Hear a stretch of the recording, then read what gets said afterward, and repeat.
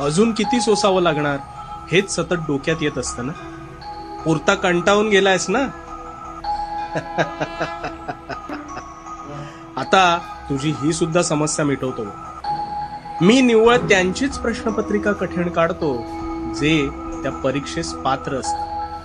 त्यामुळे तुझी प्रश्नपत्रिका जर तुला कठीण जात असेल तर तू त्या जीवन परीक्षेस पात्र आहेस म्हणूनच. मला माहितीये तुला या वेदना असह्य होतात, पण त्यातून गेल्यावर तुझ्यासारखा कणखर सोशिक यापुढे कोणीच नसेल बघ. मला सांग, आपल्याकडे सदैव एकच ऋतू असतो का? नाही ना. धरणी तापते आणि मग असह्य वेदना झेलून त्यावर पावसाचे सुख तिला अनुभवता येते. पण तिला सुद्धा ह्या यातना सहन केल्यावरच सुखाची खरी किंमत कळते बरं का. तसंच तुझ्या बाबतीत आहे. तुझी ही सुद्धा वेळ सरून जाईल आणि लवकरच तुझा सुवर्ण